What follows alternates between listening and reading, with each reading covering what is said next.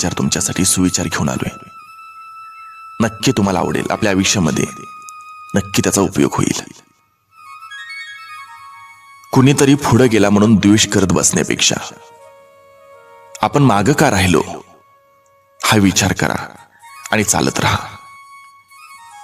स्पर्धा स्वतःशी करा, जगाशी नाही. रागावू नका. आजची खरी वस्तुस्थिती ती पहा.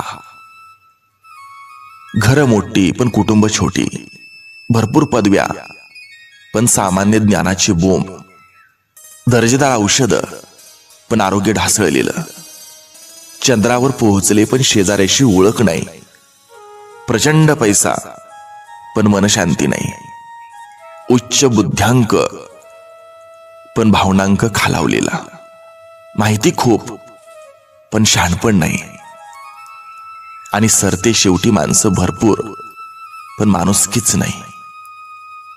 जेव्हा लोक तुमच्या मागे तुमची बदनामी किंवा खोटी लावालावी करतात तेव्हा समजावं की त्यांची उतरता काळ चालू होते आणि आपली उतुंग भरारी. दोस्तानो, शक्यतो आयुष्यभर साथ देणारीच माणसं जोडावीत. अहो नाहीतर तासभर साथ देणारी माणसं बसमध्ये सुद्धा भेटतात. कधी आपल्या दुःखाचा आणि सुखाचा बाजार मांडू नका, कारण इथं प्रत्येक जण मतलबी झालाय. अगरबत्ती देवासाठी हवी असते म्हणून विकत आणतात, पण सुगंध आपल्या आवडीचा पाहतात. नम्रतेशिवाय ज्ञान मिळत नाही. समजा मिळाले तर ते टिकत नाही, आणि टिकले तर ते शोभत नाही.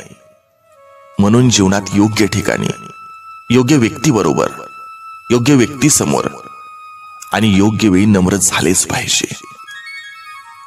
दोस्तानो, वाहत्या पाण्याप्रमाणे चांगलं कर्म, चांगलं काम करत राहावं. वाईटाचा कचरा आपोआपच किनाऱ्याला लागेल, आणि हे नक्की आहे. सर्वांना शुभ दिवस.